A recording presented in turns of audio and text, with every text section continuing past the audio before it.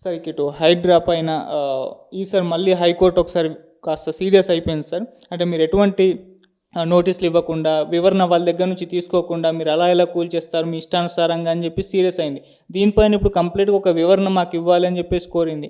మరి ఏంటి ఇప్పుడు హైడ్రా పైన ఏమైనా తాత్కాలికంగా దీన్ని ఆపేసే ఛాన్సెస్ ఏమన్నా ఉందా అని అంటున్నారు. మరి హైకోర్టు సీరియస్ అయింది కదా సార్, దీని పట్ల మీ ఒపీనియన్ ఏంటి? అంటే హైకోర్టు సీరియస్ ఏముంది, ఏదో కేసుల్లో మీరు వాళ్ళు మీ సమాధానం ఇచ్చిన నోటీసులు ఇవ్వకుండా ఎందుకు చేసినారు అనేది.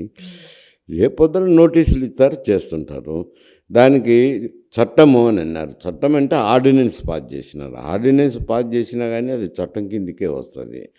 రేపు అసెంబ్లీ జరిగేటప్పుడు ఆర్డినెన్స్నే అసెంబ్లీలో ప్రవేశపెట్టి చట్టాన్ని యాక్ట్ చేస్తారు. కాబట్టి దాన్ని ఇప్పుడు చేస్తుండే కార్యక్రమం ఏమిటనేది కోర్టు కూడా చూడాల. ఎందుకు అని అంటే ఈ ఆంధ్ర వరకు రాయలసీమ వరకు పరిస్థితులు వేరు. ఆంధ్ర రాయలసీమలో బ్రిటిష్ ప్రభుత్వం ఉన్నప్పుడు బ్రిటిష్ ప్రభుత్వం కింద ఉన్నారు. మద్రాసు స్టేట్లో ఉన్నారు. ఉన్నప్పుడు వాళ్ళు ఉన్న కాలంలో సర్వే చేసినారు. ఈ సర్వే నెంబర్లు నిర్ణయించినారు. ఈ సర్వే నెంబరు ఇక్కడికని విలేజ్ మ్యాప్ కూడా ఉంటుంది. విలేజ్ మ్యాప్లోనే ఆ సర్వే నెంబర్ విస్తీర్ణం ఎంత, ఎక్స్టెంట్ ఎంత, ఇవన్నీ ఉంటాయి. తర్వాత రికార్డ్ అయితే ఉంటుంది. ఇది ఎవరికి చెందింది, ఎవరి నుంచి ఎవరికి సంక్రమించింది అనేది ప్రాపర్గా రెవెన్యూ రికార్డులు ఉంటాయి. అవి బ్రిటిష్ టైంలో డెవలప్ చేసిన సిస్టమ్. ఆ కాలంలో గ్రామంలో రెడ్డి కర్ణం వ్యవస్థ ఉండేది. రెడ్డి పన్ను వసూలు చేసేవాడు, కర్ణం రికార్డు మెయింటైన్ చేసేవారు. అది రామారావు వచ్చిన తర్వాత రెడ్డి కర్ణం వ్యవస్థను తీసేసి ఇంకొక వ్యవస్థను తీసుకొచ్చారు ఆయన. ఇక్కడ వచ్చేసరికి తెలంగాణ వచ్చేసరికి ఇది నిజాం రూల్లో ఉన్నాయి. ప్రాపర్గా సర్వేలు చేయలే. అప్పుడు అక్కడ చేసినట్టు ఇక్కడ చేయలేదు. అందువల్ల రెవెన్యూ రికార్డు సక్రమంగా ఉండవు. కాబట్టి భూఆక్రమణ అయితేనేమి, ఒకరి భూమి ఒకరు క్లెయిమ్ చేయడం అయితేనేమి, ఇటువంటి డిస్ప్యూట్స్ అన్నీ ఇక్కడ ఎక్కువ ఉంటాయి.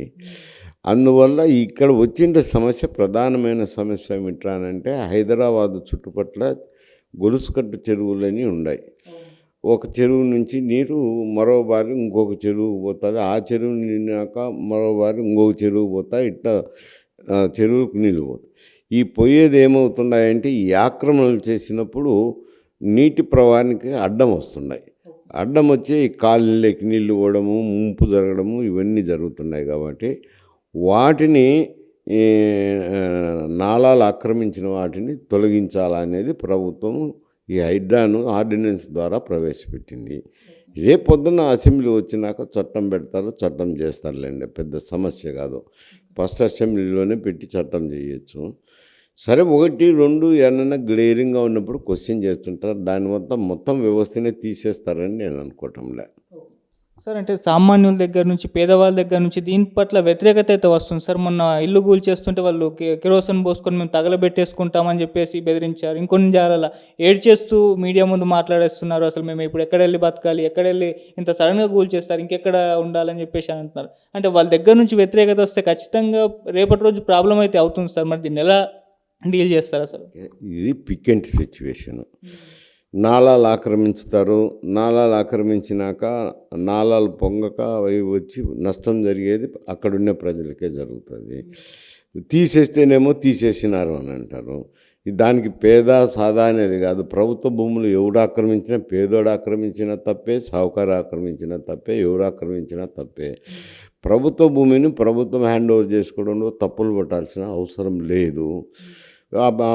అందులోనూ ఎస్పెషలీ నీటి పారేదానికి సౌకర్యం చెయ్యాలి కదా. తప్పేముంది అందులో? కొందరు పోయి నాలాలను కూడా ఆక్రమించుండొచ్చు. ఈ ప్రభుత్వం కాబట్టి ఎవరు అడగడం లేదు అని ఆక్రమించేటప్పుడు పొమ్మంటే బాధే ఉంటుంది.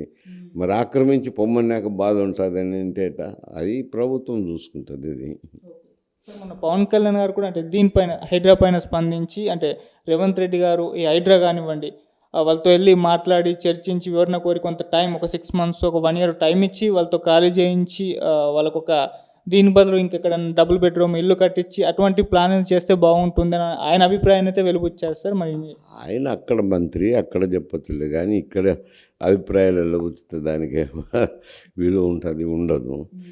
ఇవన్నీ చెప్తున్నాను కదా, ప్రజల మంచి కోసం చేసే కార్యక్రమాలు. దాంట్లో మంచి చెడు తీసుకోవాలి, కానీ ఈ మంచి జరిగేటప్పుడు కొందరికి ఇబ్బంది కలగచ్చు. ఆ ఇబ్బందిని ఏదో విధంగా వేరే విధంగా ప్రభుత్వం సర్దుబాటు చేయొచ్చులేండి. హక్కు అయితే కాదు కదా అంట. సొంత భూమి కాదు, హక్కు కాదు, ప్రభుత్వ భూమిని నాలాలను ఆక్రమించడము అని అంటే తప్పే కదా. దాని మీద కామెంట్ చేసేటంటే ఆయన అక్కడ ఉప ముఖ్యమంత్రి, ఆ శాసనసభకు ప్రతినిధి, ఆ రాష్ట్రానికి సంబంధించిన విషయాలంటే మాట్లాడచ్చు, కానీ పక్క రాష్ట్రం మాట్లాడడం అంత సవ్యంగా కనపడదు.